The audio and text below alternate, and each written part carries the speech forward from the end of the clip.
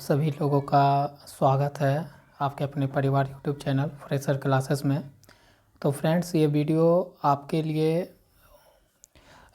उन छात्रों के लिए इम्पोर्टेंट रहेगा जो बिहार डीएलएड एंट्रेंस एग्ज़ाम 2024 के लिए प्रिपरेशन कर रहे हैं, मतलब तैयारी कर रहे हैं। ठीक है, तो 20 क्वेश्चन रहेंगे आपके प्रीवियस ईयर का। तो इसी लेवल का आपका क्वेश्चन पूछा जाएगा 2024 में। आप जब बिहार डीएलएड का एग्ज़ाम दीजिएगा तो आप अगर तैयारी कर रहे हैं तो आप एक पेन एक कॉपी लेकर बैठिए, क्वेश्चन को लिखिए और लगाइए, और जो रूल बता रहे हैं उस रूल को लिखते जाइए कॉपी में और उसका रिवीजन करिएगा। तो आपका नंबर बहुत अच्छा आ जाएगा, जिससे आपका गवर्नमेंट कॉलेज मिलने का संभावना बहुत अच्छा हो जाएगा। तो चलते हैं, क्वेश्चन नंबर 1 पढ़ते हैं। 10 fill up the blanks with the correct option. आपको फिल इन द ब्लैंक्स दिया हुआ है और आपको उसमें 4 ऑप्शन में से करेक्ट ऑप्शन चूज करना है। ठीक है, तो 10 years dash called a decade. देखिए, मतलब कह रहा है कि 10 साल जो है एक डिकेड के बराबर होता है। तो यहाँ पर जो आपका 10 ईयर्स है, ये आपका एक क्या हो रहा है, कलेक्टिव यूनिट की तरह वर्क कर रहा है। 10 ईयर से किसका बोध हो रहा है, एक कलेक्टिव यूनिट, मतलब एक सिंगल यूनिट का बोध हो रहा है। ठीक ना, जो किसको इंडिकेट कर रहा है, डिकेड को। तो एक सिंगल यूनिट का बोध हो रहा है, तो सिंगल यूनिट का बोध होगा तो इसका मतलब ये क्या हो गया, सिंगल कलेक्टिव यूनिट जब वर्क करता है तो वो सिंगुलर होता है। क्या होता है, सिंगुलर होता है। तो अगर आपका 10 ईयर्स, मान लीजिए ये सब्जेक्ट है और सब्जेक्ट आपका क्या है, सिंगुलर है, तो वर्ब क्या लेगा यहाँ पर, तो वर्ब ही वर्ब आएगा, हेल्पिंग वर्ब। तो हेल्पिंग वर्ब आपका कैसा होगा, सिंगुलर होगा। ठीक है, याद रखिएगा यहाँ पर 10 डिकेड जो है ना, एक यूनिट का मतलब 10 डिकेड जो है एक यूनिट, मतलब एक सिंगल यूनिट की तरह वर्क कर रहा है। 10 ईयर्स 10 ईयर्स पूरा जो है ना एक सिंगल यूनिट की तरह वर्क कर रहा है, इसलिए ये कैसा है, नेचर में सिंगुलर है रूप में, इसलिए ये जो हेल्पिंग वर्ब लेगा या मेन वर्ब लेगा वो कैसा लेगा, सिंगुलर लेगा। तो यहाँ पर हैड तो आपका होगा नहीं, वेयर पास्ट है ये भी नहीं होगा, प्लुरल भी है, आर भी प्लुरल है, नहीं होगा, तो ईज होगा। ठीक है, ईज यहाँ पर सिंगुलर है, तो आपका आंसर क्या होगा, ईज। ठीक है, समझिएगा 10 यूनिट्स से एक सिंगल यूनिट का बोध हो रहा है, इसलिए वो सिंगुलर के कैटेगरी में आया, इसलिए वो वर्ब भी कैसा लेगा, सिंगुलर लेगा। ठीक है, चलते हैं आगे। यहाँ पर आपको एक्टिव वॉइस से पैसिव वॉइस में बदलना है। ठीक है, एक्टिव वॉइस से पैसिव वॉइस में बदलना है। तो एक्टिव वॉइस से पैसिव वॉइस में बदलने के लिए आप क्या जानते हैं, एक्टिव वॉइस से अगर हमको पैसिव वॉइस में बदलना है सेंटेंस को, तो सब्जेक्ट जो एक्टिव में रहता है वो ऑब्जेक्ट की तरह बदलता है और ऑब्जेक्ट जो रहता है वो सब्जेक्ट की तरह बदलता है, इंटरचेंज हो जाता है पैसिव में। और इसमें जो है नो टेंस चेंज, टेंस का जो है वॉइस में क्या होता है, टेंस का चेंज नहीं होता है। ठीक है, ये भी याद रखना है। तो देखिए, we won the cricket match, won क्या है, V2 है, और V2 किसको दिखाता है, सिंपल पास्ट को इंडिकेट कर रहा है। ठीक है, तो टेंस किसी में रहेगा, सिंपल पास्ट में ही रहेगा टेंस। ठीक है, जब इसको हम पैसिव वॉइस में बदल देंगे तो, और ये हमारा वी क्या है, ये आपका सब्जेक्ट है, और द क्रिकेट मैच ये आपका क्या, ऑब्जेक्ट है। तो the cricket match, the cricket match, the cricket match, the cricket match सब में है। ठीक ना, तो ऑब्जेक्ट जो एक्टिव वॉइस में जो ऑब्जेक्ट है वो देखिए, पैसिव वॉइस में सब्जेक्ट हो गया सबका, सब्जेक्ट सब्जेक्ट सब्जेक्ट सब्जेक्ट। ठीक है, अब बोले हैं कि यहाँ पर टेंस क्या है, सिंपल पास्ट है, तो यहाँ का भी टेंस क्या रहेगा, सिंपल पास्ट में ही रहेगा। सिर्फ क्या हो जाएगा, यहाँ पर टेंस का सिर्फ रूप क्या हो जाएगा, टेंस का रूप सिर्फ टेंस का रूप होगा वाज प्लस V3 हो जाएगा। ठीक है ना, तो देखिए वाज तो रहेगा, वाज यहाँ हैज है, हैज़ तो प्रेजेंट बताता है, तो ऑप्शन डी तो होगा नहीं कभी भी, प्रेजेंट तो होगा ही नहीं, पास्ट में चलेगा, टेंस नहीं बदलता है। तो वाज और चाहिए क्या, V3। बींग आ गया है, बी भी गलत। वॉन, हैड आ गया, ज़्यादा हो गया, सुपरलेटिव हो गया, सुपरफ्लिशियस हो गया, ये भी गलत। तो ऑप्शन आपका राइट क्या हो गया, सी राइट हो गया। द क्रिकेट मैच वाज और वॉन, V3। विन का तीनों रूप क्या होता है, विन, वॉन, ठीक है, V1 V2 V3। तो समझ गया। जब हम एक्टिव वॉइस से पैसिव वॉइस बदलेंगे तो टेंस का चेंज नहीं होगा। अगर एक्टिव वॉइस हमारा पास्ट में है तो पैसिव वॉइस भी हमारा पास्ट में होगा, बस क्या होगा कि उसके साथ वर्ब का तीसरा रूप चलेगा, ठीक है, ये तो आप जानते ही होंगे। तो आपका ऑप्शन राइट हो गया सी। आगे चलते हैं। Pick out the non infinite verb. Non infinite verb मैंने प्रीवियस वीडियो में बहुत बार आपको बताया है कि तीन नॉन इन्फिनाइट वर्ब तीन तरह के होते हैं। कौन कौन होते हैं, जीरेंट, पार्टिसिपल और आपका इन्फिनेटिव होते हैं। जीरेंट क्या होता है, वर्ब का पहला रूप में आईएनजी जोड़ते हैं तो वो वर्क करता है एज नाउन। पार्टिसिपल में वर्ब का आईएनजी रूप होता है लेकिन वो एडजेक्टिव की तरह वर्क करता है। और ये क्या होता है, 2+V1 होता है और ये वर्क करता है एज नाउन। ये तीनों किसके एग्जाम्पल हैं, नॉन इन्फिनेटिव वर्ब के एग्जाम्पल हैं, मतलब टाइप है, ठीक है। तो यहाँ पर आपको खोजना है सेंटेंस में, ये सेंटेंस में आपको नॉन इन्फिनेटिव वर्ब ही खोजना है। तो ही आपका क्या है, प्रोनाउन है, तो ये तो होगा नहीं। Always refuses to obey orders, always refuses तो आपका वर्ब हो गया, ठीक है। टू ओबे, देखिए 2+V1, ओबे क्या आपका V1 है, 2+V1 क्या होता है, इन्फिनेटिव, और इन्फिनेटिव किसका एग्जाम्पल होता है, नॉन फिनाइट का टाइप होता है। तो यहाँ पर कौन सा आपको मिल गया, टू ओबे। तो आपका आंसर यहाँ से सी राइट हो जाएगा, ठीक है। चलते हैं आगे। Choose the correct phrase from the given option and make a conditional sentence. आपको एक कंडीशनल सेंटेंस बनाना है, ठीक है। तो आपका ये सेंटेंस है, यहाँ से यहाँ पर ये what would you wish if you dash 3 wishes. देखिए वुड, मेन क्लाउज किस में है, मेन क्लाउज आपका पास्ट में है, मेन क्लाउज जो आपका पास्ट में चला गया तो पूरा सेंटेंस भी किस में चला जाएगा, इफ़ वाला जो क्लाउज है यहाँ से, जो है क्लाउज यहाँ से, ये भी किस में जाना चाहिए, पास्ट में जाना चाहिए। तो पास्ट वाला कौन है, ये तो प्रेजेंट हो गया। विल हैड फ्यूचर है, विल हैव फ्यूचर है, तो बचा पास्ट, ये हैड है। तो आपका ऑप्शन कौन हो जाएगा, हैड वाला।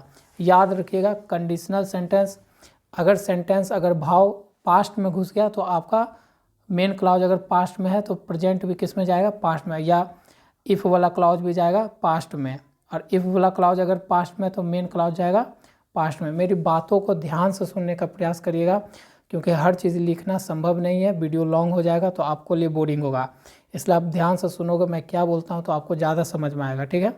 आगे बढ़ते हैं। Fill up the blanks with the correct option. तो Ankit as well as Ram, ऐसा वाला हम लोग नियम कर चुके हैं प्रीवियस प्रैक्टिस सेट में। कोई भी यहाँ देखिए अंकित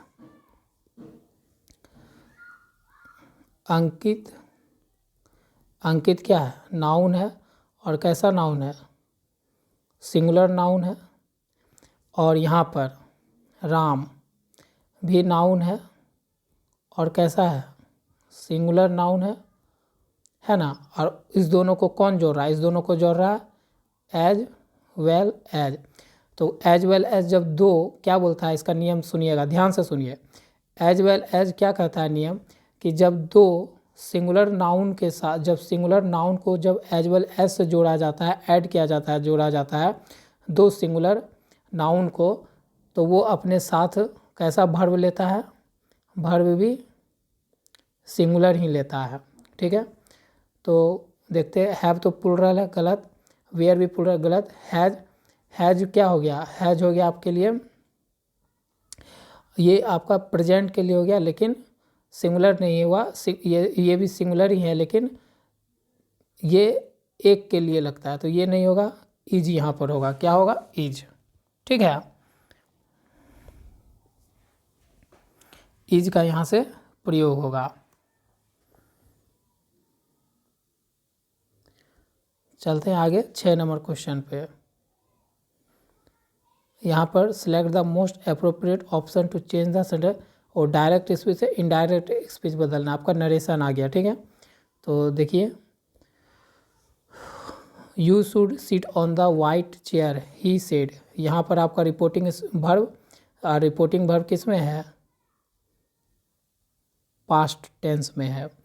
तो इसका मतलब जो इन्वर्टेड कॉमा के अंदर जो सेंटेंस है उसका टेंस क्या होगा, रिपोर्टिंग स्पीच का टेंस चेंज होगा।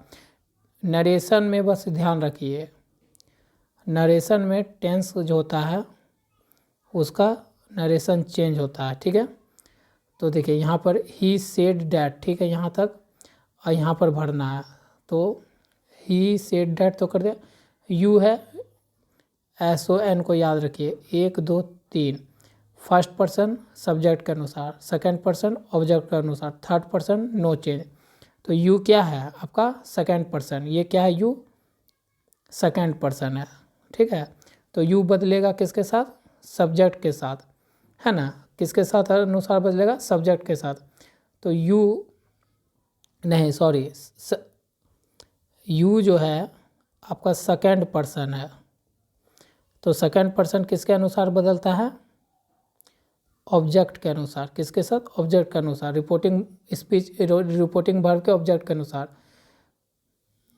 हाँ, तो यू का यहाँ पर क्या हो जाएगा, आई के, वी तो होगा नहीं, यू खुद से होगा नहीं, तो हो जाएगा आई 2 के साथ है। ठीक है ना, तो आई यहाँ पर बदलेगा, आई सिट ऑन है, तो यहाँ पर ऑन ही आएगा, अपने मन से ऐड नहीं करना है। ठीक है, ऑन ही आएगा। ठीक है, तो ऐट नहीं करना है, तो ऐट वाला तो यहाँ पर है, तो ऐट है, ऐट दे दिया तो ये गलत, जो क्वेश्चन में उसके अनुसार चलेंगे। तो ऑन है, तो ऑन इसमें है, तो ऑप्शन सी राइट। ठीक है, तो नरेशन में सिर्फ टेंस चेंज होता है, अगर रिपोर्टिंग वर्ब का टेंस अगर पास्ट में है तो आपका रिपोर्टिंग स्पीच का भी टेंस चेंज होगा। तो आप सन याद रखना, 1 2 3, फर्स्ट पर्सन सब्जेक्ट के अनुसार, सेकंड पर्सन ऑब्जेक्ट के अनुसार, थर्ड पर्सन नो चेंज। ठीक है, तो यहाँ पर यू है सेकंड पर्सन, वो बदलेगा किसके साथ, ऑब्जेक्ट के अनुसार, तो ही सेड ही है यहाँ पर। तो यहाँ पर ने अपने से मान सकते हैं क्या, यहाँ पर आई है। ठीक है, या मी है, यहाँ पर मान सकते हैं ही सेड मी, तो यू बदल गया मी के अनुसार, मी के लिए क्या हो गया, आई हो गया। ठीक है, तो आई 2 में था, 2 ऑप्शन में, लेकिन यहाँ पर क्वेश्चन में ऑन दिया, सिट ऑन, तो यहाँ पर आ गया ऐट, तो ऐट अपने मन से नहीं लगाना, जो क्वेश्चन में वही लगेगा। तो हमारा यहाँ भी क्या आएगा, सिट ऑन, तो ऑप्शन सी राइट। चलते हैं आगे क्वेश्चन में। यहाँ पर ईडियम फ्रेज आपको बदलना है, तो will go, wild goes chase, wild goes chase का क्या होता है, वाइल्ड गोस चेज का हिंदी पहले समझ लीजिए, इसका मतलब होता है निरर्थक खोज। क्या होता है हिंदी, निरर्थक खोज। तो देख लेते हैं इस चारों ऑप्शन में किसका अर्थ निकलता है, निरर्थक खोज। चेजिंग ए गूज नहीं, हंटिंग नेचर नहीं, स्ट्रगल फ्रॉम एक्शन नहीं, यूजलेस सर्च है ना, निरर्थक मतलब useless, option D right. Fill up the blanks भरना है आपको करेक्ट ऑप्शन के साथ। We use the indicator and abrupt change of thoughts, तो 8 नंबर में क्या है, यहाँ पर क्या है, we use to indicate an abrupt change of thought, मतलब वी यूज टू इंडिकेट, मैं मतलब यूज कर रहा हूँ आपको दर्शाने का। ठीक है ना, मतलब यहाँ पर एक तरह का विचारों का जो अचानक परिवर्तन देखने को मिल रहा है। We use to indicate an abrupt change of thought, मतलब सोच का एक क्या दिख रहा है यहाँ पर, विचारों का एक अचानक परिवर्तन का भाव आ रहा है। ठीक ना, जब ऐसा होता है तो उसके लिए हम किसका यूज करते हैं, डैश का यूज करते हैं। किसका यूज करते हैं, डैश का प्रयोग करते हैं। तो आपका क्या ऑप्शन हो जाएगा आंसर? Option A. जब भी हम लोग क्या करते हैं, विचारों का अचानक परिवर्तन दर्शाना होता है तो वहाँ पर हम किसका यूज करते हैं? डैश का प्रयोग करते हैं। किसका यूज करते हैं? डैश का प्रयोग करते हैं। 9 नंबर देखते हैं, ठीक है। तो ये सब रूल याद रखिएगा। डैश किसके लिए यूज होता है? तो डैश यूज होता है आपके लिए an abrupt change of thought को दिखाने के लिए किसका यूज होता है? डैश का यूज होता है, ठीक है। 9 नंबर क्वेश्चन देखिए, यहाँ पर आपको which of this is use to separate a series और लूजली रिलेटेड क्लाउजेज। मतलब सेपरेट ए सीरीज मतलब सेंटेंस को सेपरेट करने कौन यूज होता है? कौन सा यूज होता है बताइए? फुल स्टॉप तो नहीं होगा, सेपरेट करना है दूसरे। कॉमा नहीं, कॉलन नहीं, सेमी कॉलन का यूज करते हैं सेपरेट करने के लिए। दो सेंटेंस को सेपरेट करने के लिए किसका यूज करते हैं? सेमी कॉलन का यूज करते हैं, ठीक है। याद रखिएगा, आपका यहीं से बन गया कि सेमी कॉलन का यूज किसके लिए करते हैं? Is use to separate series, ठीक है। Use to separate series of loosely related clauses, ठीक है। अगर आपको सेपरेट करना है सीरीज जो लूजली रिलेटेड क्लाउजेज है तो उसके लिए किसका यूज करते हैं? सेमी कॉलन का। 10 नंबर क्वेश्चन देख लेते हैं। आपको 10 नंबर क्वेश्चन में एक कंडीशनल सेंटेंस बनाना, ठीक है। तो नोबडी विल से क्या पता चल रहा है कि ये मेन क्लाउज जो है आपका वो किस में है? फ्यूचर टेंस में है ना, सिंपल फ्यूचर टेंस में। तो nobody will like you if you dash your behaviour. तो इफ़ वाला जो क्लाउज है जब एक फ्यूचर में है तो दूसरा किस में होगा? दूसरा सिंपल प्रेजेंट में होता है। ये सब नियम है, इस सब नियम को लिखते जाइए, ठीक है। तो सिंपल प्रेजेंट टेंस में होगा तो यहाँ पर आपको सिंपल प्रेजेंट के तरह से वर्ब चाहिए। यहाँ पर क्या चाहिए? वर्ब। तो विल तो फ्यूचर होता है, ख़त्म। यहाँ पर वुड नॉट ये पास्ट हो गया, ख़त्म। ये यू है तो यू किसको लेता है? डू लेता है। डज वाला ख़त्म। तो ऑप्शन सी राइट हो गया, ठीक है।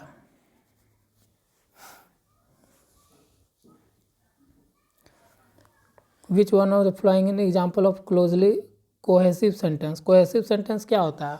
कोई बता सकता है कोहेसिव सेंटेंस क्या होता है? कमेंट करें कोहेसिव सेंटेंस क्या होता है। तो कोहेसिव सेंटेंस क्या होता है? एक पूर्ण वाक्य को कोहेसिव सेंटेंस कहते हैं। एक पूर्ण वाक्य को क्या कहते हैं? कोहेसिव सेंटेंस कहते हैं। किसको किसको मालूम था वो कमेंट करके अपना बताए। तो देखिए, पूर्ण वाक्य को कोहेसिव सेंटेंस करते हैं। They represent a team, a team representation, a team representation, ये पूर्ण वाक्य नहीं लग रहा है। None of this answer are correct. A representation of team, ये भी नहीं। दे रिप्रेजेंट ए टीम नहीं। ऑप्शन सी आपका राइट हो गया क्योंकि ऑप्शन सी आपको एक करेक्ट सेंटेंस लग रहा है। None of this answer are correct, ये एक सही मतलब पूर्ण वाक्य लग रहा है, इसलिए ये आपका आंसर हो गया, ठीक है। फिर आपके आया नॉन इन्फिनेटिव वर्ब आपको चूज करना है। तो सिंपल याद रखिए, वी आपका क्या है? प्रीपोजिशन। रिसीव वर्ब है व्हाट वी डिजायर, ये सब नहीं है। जनरली आपका एडजेक्टिव हो सकता है या एडवर्ब हो सकता है। स्पीकिंग, स्पीकिंग क्या है? वर्ब प्लस आईएनजी दिख रहा है यहाँ पर। तो आपका ये क्या हो गया? ऑप्शन सी आंसर हो गया। इडियम फ्रेज देखिए, गिव इन, गिव इन का मतलब क्या होता है? नेवर गिव अप बोलते हैं ना कि नेवर गिव अप, तो पराजय स्वीकार करना, इसका मतलब होता है पराजय स्वीकार, यहाँ लिख देता हूँ मैं, पराजय स्वीकार करना। पराजय स्वीकार करना होता है। गिव अप का मतलब क्या होता है? पराजय स्वीकार करना। तो इसका देख लेते हैं किस में अर्थ मिल रहा है आपको। टू एक्सेप्ट द डिफेक्ट, हाँ ऑप्शन ए राइट हो गया। ये नहीं, ये नहीं, ये नहीं होगा। Fill in the blanks correct option के साथ। I did not like to spend time reading in class but I enjoy it now.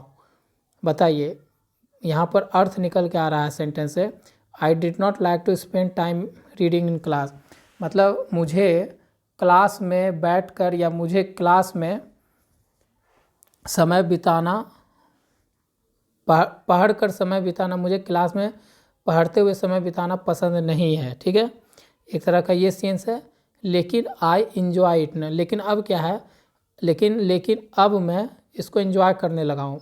तो पहले मतलब वो एंजॉय नहीं करता था क्लास में पढ़कर समय बिताना, लेकिन अब वो करने लगा है। तो इसका मतलब ऑप्शन सी। इनिशियली का मतलब क्या निकल के आता है? इनिशियली का हिंदी अर्थ आता है शुरू में। शुरू में मुझे क्लास में बैठकर पढ़कर समय बिताना अच्छा नहीं लगता था, लेकिन अब मुझे अच्छा लगता है। तो इनिशियली ही इसका सही यहाँ पर ऑप्शन डी होगा। चलते हैं क्वेश्चन नंबर 15 में। फिल इन द ब्लैंक से आपको करेक्ट ऑप्शन के साथ बदलना है। The earth revolves dash the sun, यहाँ पर आपका फिल इन द ब्लैंक्स है। तो बताइए एमंग तो होगा नहीं, ये होता है दो से अधिक के लिए होता है, पर्सन के लिए। एलोंग साथ साथ होता है, तो ये नहीं। टूवर्ड्स किसी दिशा की ओर नहीं। बचा around earth revolve around the sun. ठीक है, 16 नंबर क्वेश्चन, ये भी आपका फिल इन द ब्लैंक्स है, करेक्ट ऑप्शन के साथ भरना है। ही वॉज सॉक्ड के साथ ऑन भी आता है और एट भी आता है। Dash news on his father's death, on with तो होगा नहीं, सॉक्ड विथ कभी भी नहीं होता, ये आपका फिक्स्ड प्रीपोजिशन है। तो सॉक्ड एट, सॉक्ड के साथ क्या आएगा? Shocked at. ठीक है, ऑप्शन आपका राइट यहाँ पर सही बैठेगा कौन? Shocked at. याद कर लीजिए, ये सब फिक्स प्रीपोजिशन आपको डीएलएड में पूछा जाता है। 17 नंबर क्वेश्चन, ये आपका डायरेक्ट स्पीच से इनडायरेक्ट स्पीच बदलना है। सीधा है तो यहाँ पर है रिपोर्टिंग स्पीच, यहाँ पर है ही आस्क्ड, तो बदला he asked if I. You बदला है तो यू किस में बोले? SON, 1 2 3। फर्स्ट पर्सन सब्जेक्ट के अनुसार, सेकंड पर्सन ऑब्जेक्ट के अनुसार, थर्ड पर्सन नो चेंज। तो यहाँ पर क्या है? यू क्या है? सेकंड पर्सन सब्जेक्ट पर ऑब्जेक्ट के अनुसार, तो ऑब्जेक्ट इसका कहाँ पर है? ही आस्क्ड मी, यहाँ पर खुद लगा के तो आई में बदला। ठीक है, आप देखिए यहाँ पर आस्क्ड है, मतलब रिपोर्टिंग वर्ब का जो वर्ब है वो किस में है? पास्ट में है, आस्क्ड। इसलिए जो इन्वर्टेड कॉमा का अंदर जो है टेंस, वो टेंस क्या होगा? चेंज होगा। तो देखिए हैव बीन है, तो हैव बीन है, इसका मतलब पास्ट हैव बीन है, तो मतलब पास्ट प्रेजेंट में है, तो इसका क्या बदलेगा? Have been to change before. तो देखिए वुड तो कभी हो नहीं सकता, शुड भी होगा नहीं, और टेंस बदलेगा तो हैव गॉन नहीं होगा। 17 का क्या होगा? हैव गॉन में तो नहीं बदलेगा, तो हैड गॉन हो जाएगा। हैव किस में बदल जाएगा? हैड में बदल जाएगा, और प्लस क्या लेगा? V3 लेगा। ठीक ना, तो 17 नंबर का क्या होगा? इनडायरेक्ट में हैव बीन को जो है हैड बीन में बदला जाता है। ठीक है, तो हैव बीन किस में बदल जाएगा? हैड बीन में। आपका सही होगा। देखिए आपको पूरा नरेशन नहीं भी आता है तो आप क्या कर सकते हो, नरेशन और वॉइस इतना इजी है कि आप ऑप्शन को रिमूव करते जाओ, आप आंसर तक पहुंच जाओगे। आपको पूरा नियम नहीं पढ़ना है, जैसे मैं बता रहा हूँ उस तरह से आप ऑप्शन छांटने सीखो, आपका देखना सारा नरेशन वॉइस सही होने लगेगा। चलते आगे। अच्छा, इसका तो ऑप्शन मैंने बता दिया ना, इसका ऑप्शन आपका डी राइट होगा। ठीक है, क्योंकि यहाँ पर हैव है इन्वर्टेड कॉमा के अंदर, अगर हैव है तो ये प्रेजेंट में है, लेकिन टेंस तो बदलेगा, तो हैव तो आ ही नहीं सकता, इसका टेंस बदलेगा तो हैड हो जाएगा। ठीक है। 18 नंबर क्वेश्चन क्या है, फिल इन द ब्लैंक्स है। आपको फिल इन द ब्लैंक्स बहुत पूछा जाता है। ठीक है दोस्त, न्यूज़ क्या होता है, ये खुद में क्या होता है, सिंगुलर होता है। न्यूज़ क्या होता है, देखने में प्लूरल रखता है लेकिन होता है सिंगुलर। ये क्योंकि ये अनकाउंटेबल नाउन का एग्जाम्पल है न्यूज़। ठीक है, और ऐसा होता है नेचर में सिंगुलर होता है। तो ये सब्जेक्ट है इस सेंटेंस का, तो यहाँ पर वर्ब लेगा, तो वर्ब कैसा लेगा, सिंगुलर लेगा। तो सिंगुलर हैव तो प्लूरल है, वेयर भी प्लूरल है, आर भी प्लूरल है, तो इज आपका ऑप्शन हो गया राइट। 19 नंबर क्वेश्चन देखिए, ये भी आपका फिल इन द ब्लैंक्स ही है। ठीक है, the technique of paraphrasing dash, the technique of paraphrasing. तो एक तरह का ये कैसा लग रहा है आपको, वाक्य में प्रेजेंट कॉन्टिन्यूअस का भाव स्पष्ट नहीं है। वाक्य से द टेक्निक ऑफ पैराफ्रेजिंग, ये तो मान लीजिए कि हम मान लेते हैं कि ये सब्जेक्ट है, ये पैराफ्रेजिंग क्या है, प्रीपोजिशन का मान लेते हैं कि ऑब्जेक्ट है। ठीक है ना, तो सब्जेक्ट तो हमारा, तो इससे कोई टेंस ही नहीं पता चल रहा है, नहीं ना पता चल रहा है। तो यहाँ पर वाक्य में प्रेजेंट कॉन्टिन्यूअस का भाव स्पष्ट नहीं है, इसलिए हम क्या कर सकते हैं, हैज़ टू बी प्रैक्टिस का प्रयोग कर सकते हैं यहाँ पर, क्योंकि इसमें कोई भी प्रेजेंट कॉन्टिन्यूअस का भाव नहीं आ रहा है। तो इज प्लस V3 ये नहीं होगा, V4 प्रेजेंट कॉन्टिन्यूअस ये भी बताता है प्रेजेंट कॉन्टिन्यूअस, ये भी नहीं होगा। आर भी ये तो आपका हो गया पास्ट, ये भी नहीं होगा। हैज़ टू बी प्रैक्टिस या हैज़ टू बी प्रैक्टिस। ठीक है, यहाँ पर द टेक्निक जो है हमारा सिंगुलर है, इसलिए हैव होगा नहीं, हैज़ वाला लेंगे। ठीक है, has to be practice, option A right. अब हमारा लास्ट क्वेश्चन है प्रैक्टिस नंबर 6 का।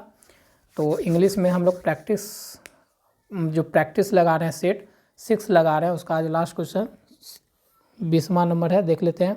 वो ईडियम फ्रेज है ब्रेकअप। ब्रेकअप का मतलब क्या होता है हिंदी में देख लेते हैं। ब्रेकअप का मतलब होता है, ब्रेकअप नहीं है, सॉरी फ्रेंड्स, पढ़ने में गलती हो गया।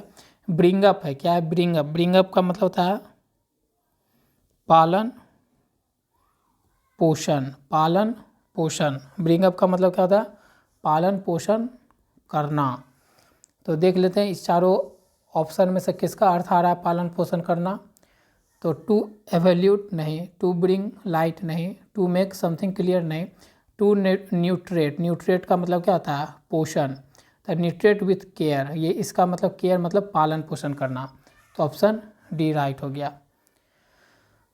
तो आपको इस तरह से आपका टोटल 20 नंबर क्वेश्चन प्रैक्टिस मैंने करवा दिया आपका set number 6। Practice set number 6 इस तरह से कंप्लीट हुआ।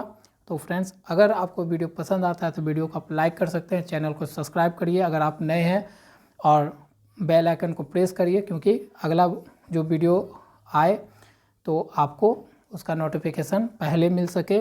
और मोटिवेट करने के लिए ज़रूर सब्सक्राइब करिए फ्रेंड्स, मैं आपके लिए मेहनत कर रहा हूँ, तो आप भी एक सब्सक्राइब तो कर ही सकते हैं अगर चैनल पर न्यू है तो। मिलते हैं आपसे नेक्स्ट वीडियो में। और आपका अभी जो है साथ साथ में रीजनिंग का भी प्रैक्टिस बैच चल रहा है, ठीक है। तो आप रीजनिंग के भी प्लेलिस्ट में जाके देखा करो, या नहीं तो मैं लास्ट में उस दोनों का लिंक डाल दूंगा वीडियो के लास्ट में, तो वहाँ से आप जा सकते हो उसके प्लेलिस्ट पे। Thank you for watching my this video.